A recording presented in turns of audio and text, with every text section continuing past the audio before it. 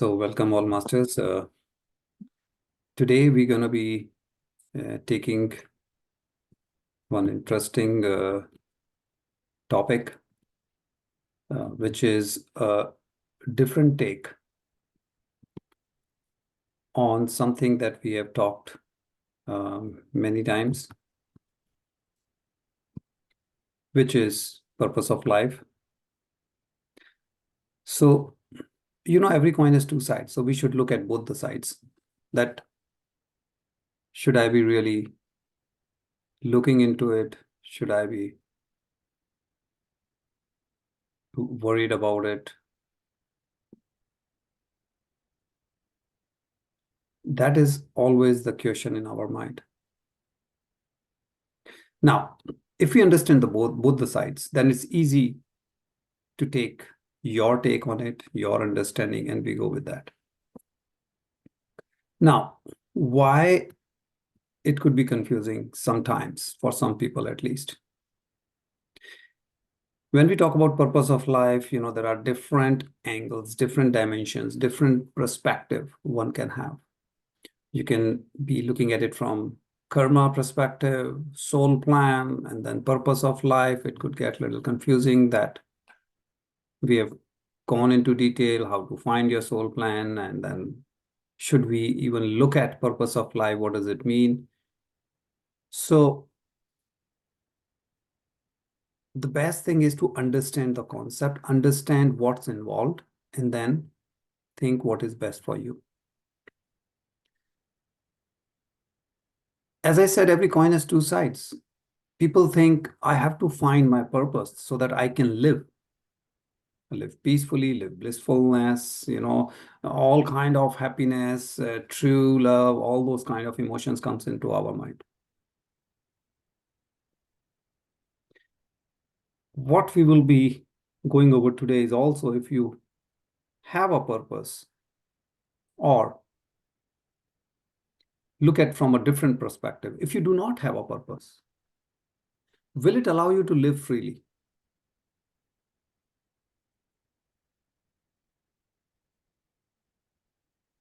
Why would you be more free if you do not have a purpose? So suppose you want to go from city A to city B, and suppose you're using GPS. You start and it will say turn left, turn right, wherever. It will start giving you direction. But suppose you don't have any. You have no plan. You're free.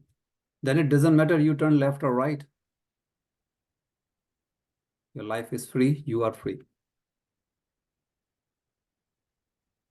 So is this catch 69?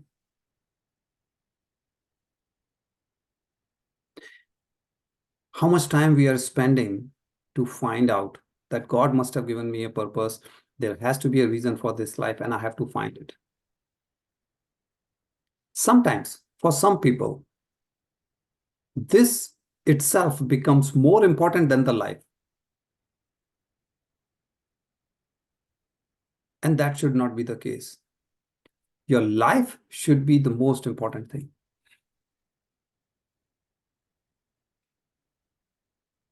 Now, life does not mean my family, my work, my neighbors. It's just the flavor of life. These things are basic ingredient of human life. Yes, you will have family, you will have neighbors, you will have work. Animals don't have work directly. They don't go to work kind of thing. But yeah, let's not overcomplicate with domesticated animals and all. Sometimes, they help in working. But in general, yeah, they do have a family. They do have, those bindings as we have. We have little more. But still, that is not life. Why it is not life? It is only flavor of life. You can say it's ambience of life. Why? Because life is inside you. What's inside you is the real thing. Doesn't matter how close the person may be, whether your spouse, your kids, your parents, still you're talking something outside of you. Doesn't matter you're a successful businessman, entrepreneur, you may be an employee, doesn't matter your title, you're just starting, bottom of the food chain or right on the top, leadership, doesn't matter. Still, it is outside of you. That's not life.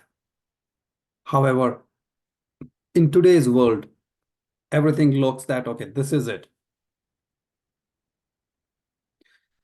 Then sometimes we feel, okay, I find my purpose and I fulfill it, and then what? Does it mean my life will end if I fulfill my purpose? Or will I get bored once I'm done? So these kind of questions comes into many people's mind. And these are truly genuine questions. I was surprised when first time this question came to me. So, okay, if I find my purpose and all, that means end of my life. And I said, interesting take on it. No, it does not. But it does come along with, if we go with the same thought pattern. Even hundreds of years may not be enough to find out the truth or this whole complicated structure, whether you call it soul, life, life after life, universe, all those kind of things. Why? And how can we say that? What is the proof? So imagine thousands of years of literature, the wisdom we have from our Rishi Munis. They took thousands of years and then they could understand and explain to us step by step. So it was not just one person in one lifetime understood everything and explained everything to us. Karma itself is a topic where you can get stuck easily. And you can stuck for whole life if you get really stuck in it. So what you have to remember, the creator and the creation, both actually just you. They are not two different. They are just one. So your creator is inside you, the creation you yourself, and we are saying the true life is inside you. So basically in both the cases, you are looking inward. So where we get stuck in either our physical sense, which is our physical structure. We get our psychological structure. You may have come across so many people. They just get stuck on the physical element. Look at this person, they are judging. This person looks means the color, the physical, height and weight and all those kind of appearance related things. Somebody walks too fast, somebody walks too slow, somebody talks too fast, somebody talks too slow, somebody wears this kind of weird clothes, somebody, in every scenario, somebody can be criticizing a person.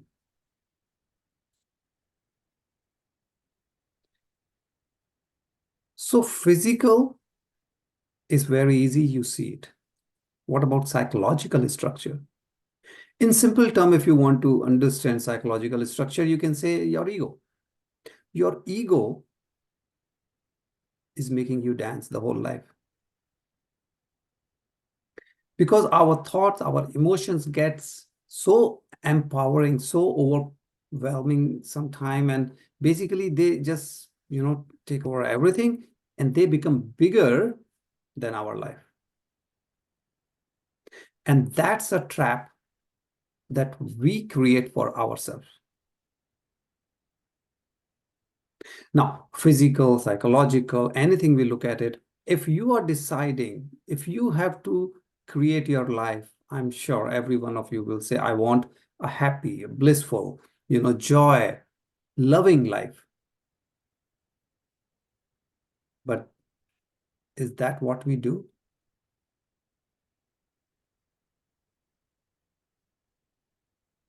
That may be most of our expectation. But this physiological structure where the ego comes into play, that is the trap that we sometime end up creating for ourselves.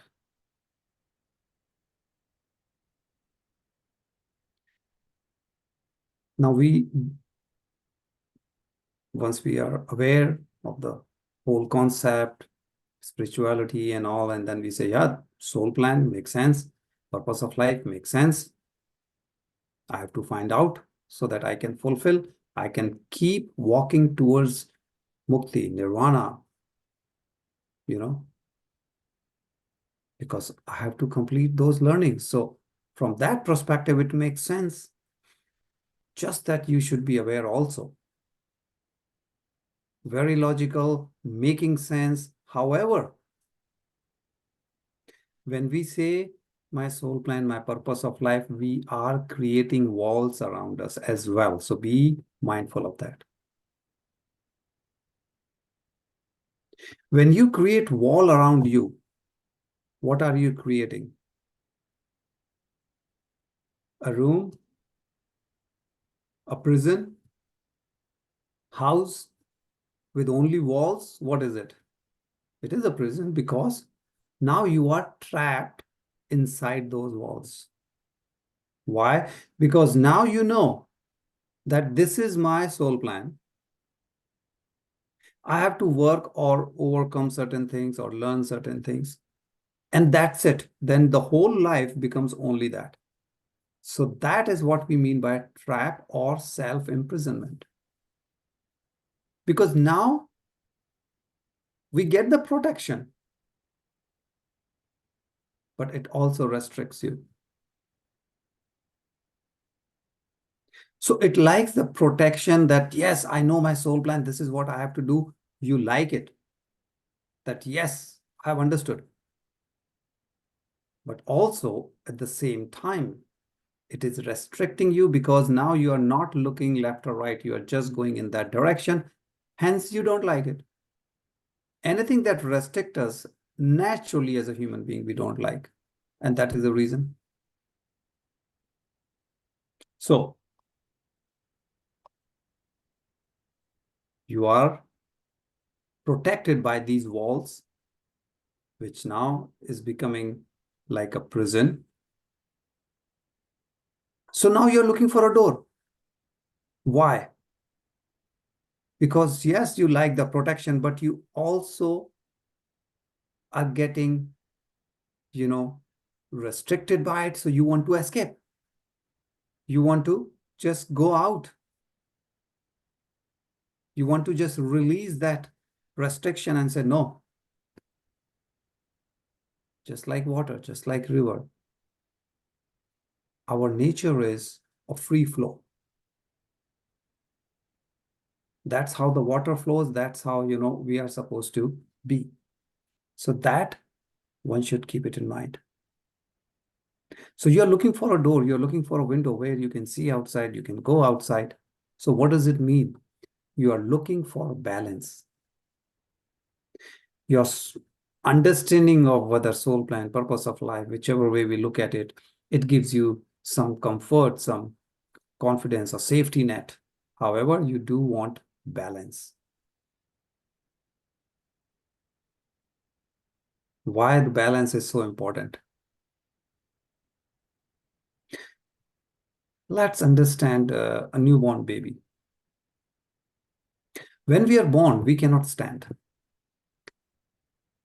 A newborn baby cannot just stand on itself. Like you have your hands, legs, you have limbs. You cannot just stand as newborn. It takes time. As parent, we hold the hand, the fingers of the baby, and we teach the baby how to first stand and then walk.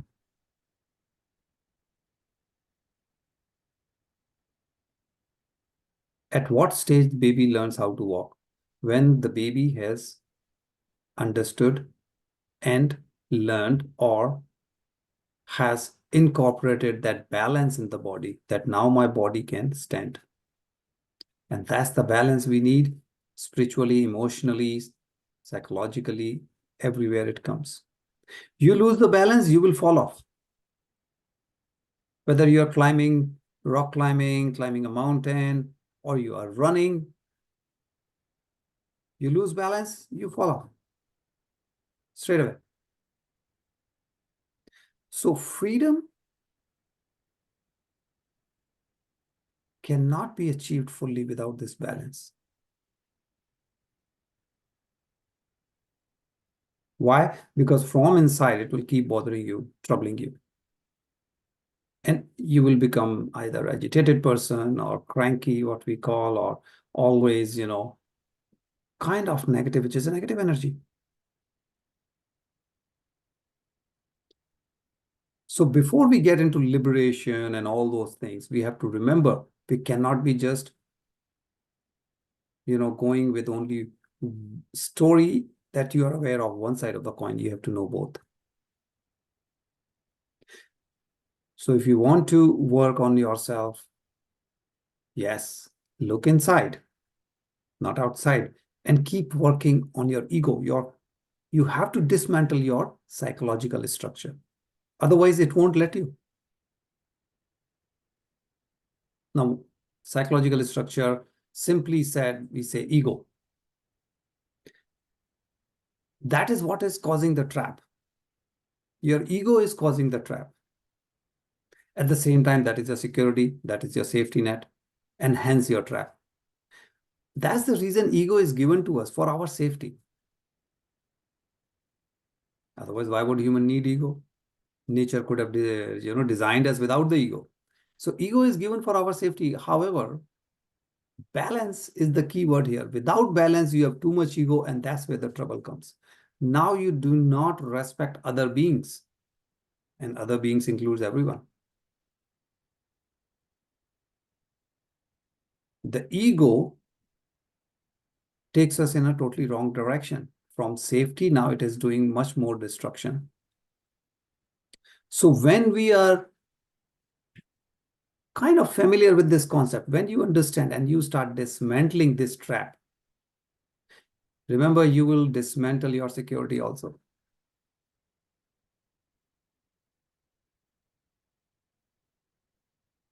Is it easy? It won't be.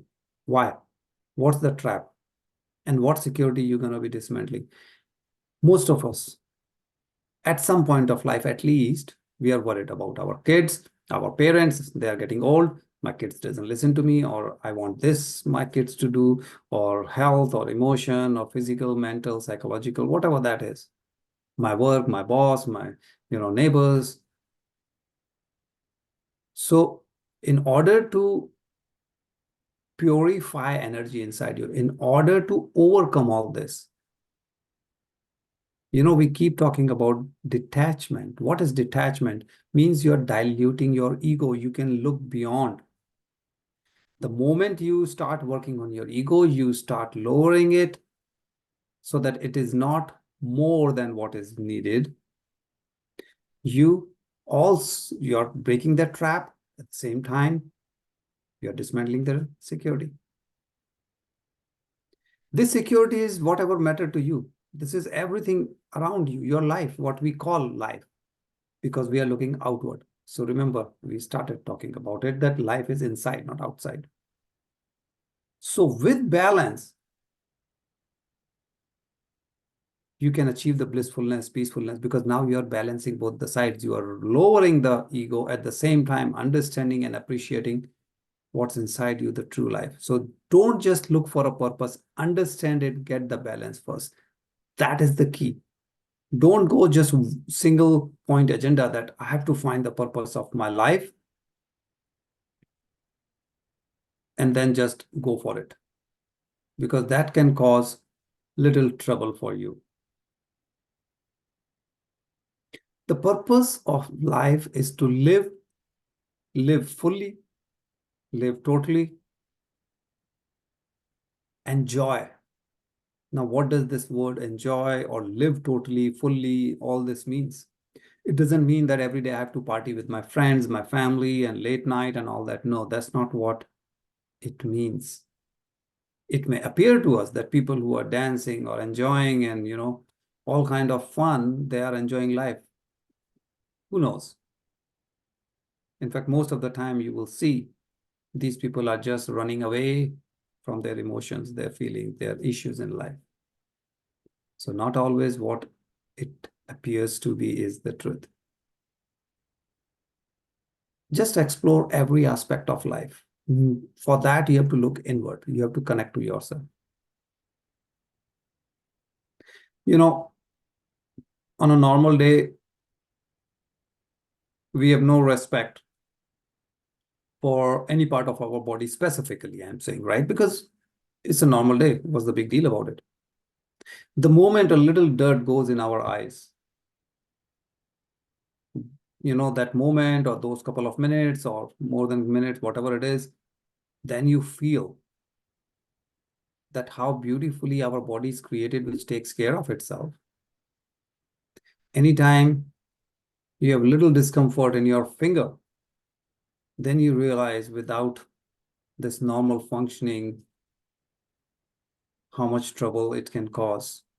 Little discomfort in any part of your body, a little headache can spoil our whole day. So a small thing, any discomfort in your stomach or any organ, then all of a sudden we realize, oh my God, it is causing me pain or discomfort to a level where I cannot function my normal routine daily. So connect to yourself is the key. Balance is the key. Looking inward is the key. That is the most important thing. What happens in our regular thing is we are always looking outward. Most of us, when we say, I have to find my soul plan or purpose of life, what do we say? I have a problem with my kid, I have a problem with my parents, or somewhere external, which is a triggering point, which is the starting point of why I even thought of finding out my purpose. It's okay, but that should not be the end point. That is the key point here. It may be a starting point to bring you to spirituality, to this wisdom.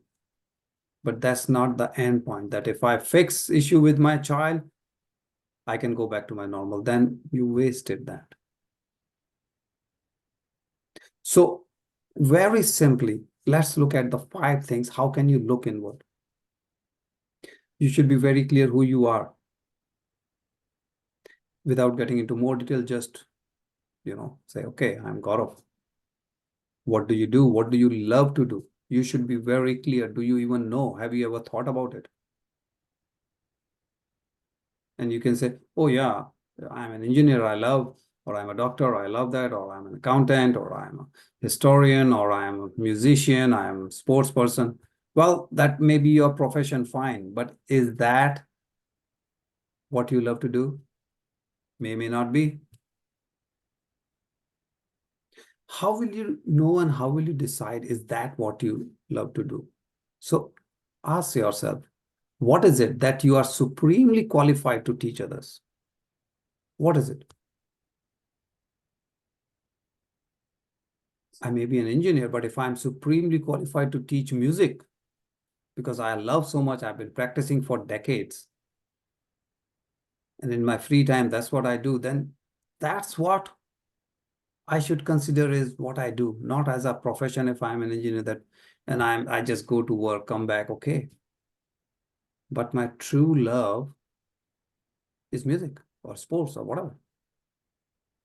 So try to see what is it that you are supremely qualified, means really it comes from your heart. Third, who you really doing it for? You may say, I teach or I share, whatever. Who? You're talking about just you, your family, neighbors, colleagues, whatever that is. Who? Identify who. Whosoever you are teaching or communicating or sharing, why they come to you? What is it that they are looking for? Find out. Not as per you. Hopefully you find out as per them. Don't assume. Someone may be coming just for peace. Someone may be coming to, release the internal stress. That's why I'm learning music. 10 people may learn music for 10 different reasons.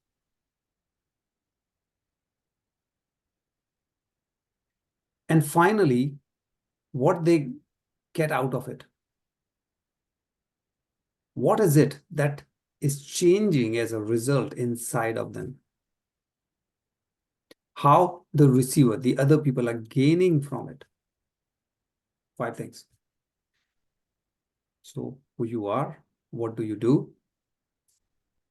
who you do it for, what are those people's need, their wants, and what do they gain at the end of the day once they get whatever you are sharing, teaching. Now you will realize out of these 5 items, only 2 are about you, 3 are about others. And that is the second element. You cannot be self-centered. You have to be giving, not just receiving. You look inward, but that does not mean that just we get into me, I. You have to be bigger than you. You look inward, but keeping others ahead of you means keeping others first. Not like, okay, I'm tired, I will take rest, others can wait for me because I'm just worried more about me than others. You have to put others, let's say others first, right? Now, when you are thinking about what do you do, that does not reflect this question that we were talking about. Number third question, what do you do? Does not mean my profession. Oh, I'm a salesperson, I'm a medical person, or I'm, you know, sports, music, whatever that may be. Look for the fifth one. What do they get out of it?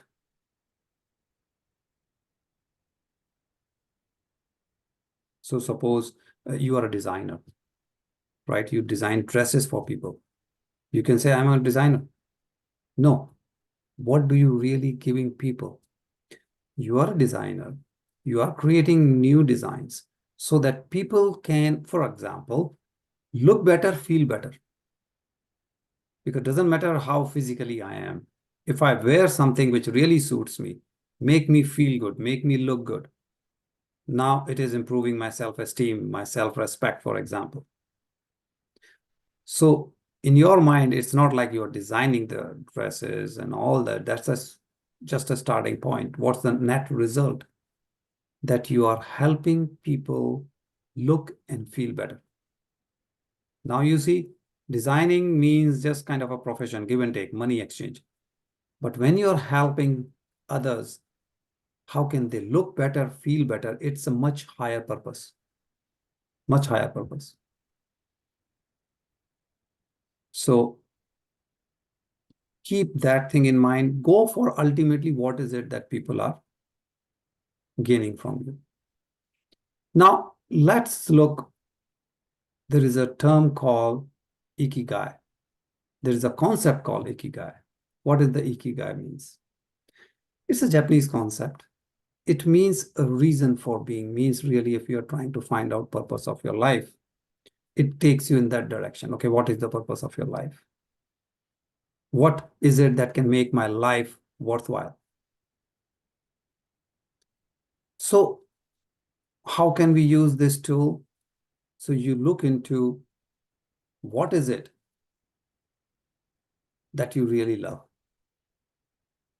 You identify that. Then you identify what is it that we are really good at. And identify what is it that you're getting paid for.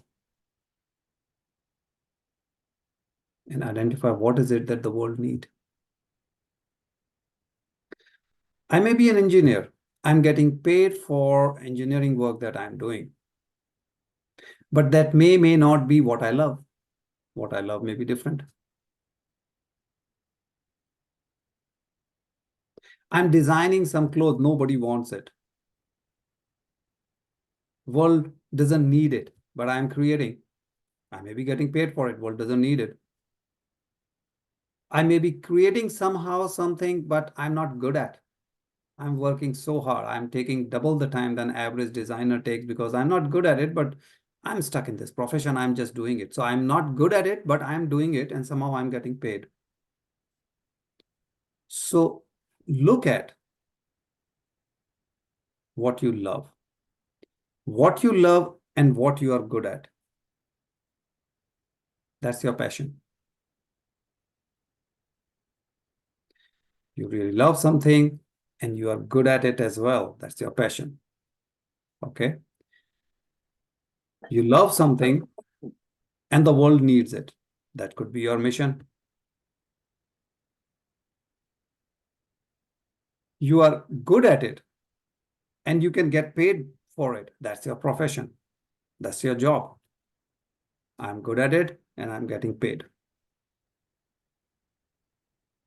And the world needs it and you're getting paid. It could be vocation. But truly, when you combine, that's become Ikigai.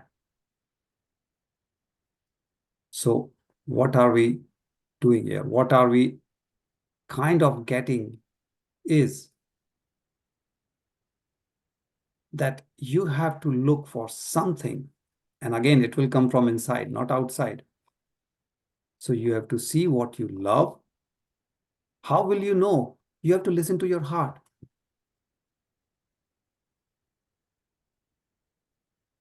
You're maybe in a stage where you're selecting a career, or maybe you're already in a career. So then you have to ask a question, is my career same as my love? No, I love music, but I'm stuck as an accountant. I'm stuck as a doctor. I'm stuck as an engineer. Doesn't matter what. And then you say, what, find out what is it that you are good at.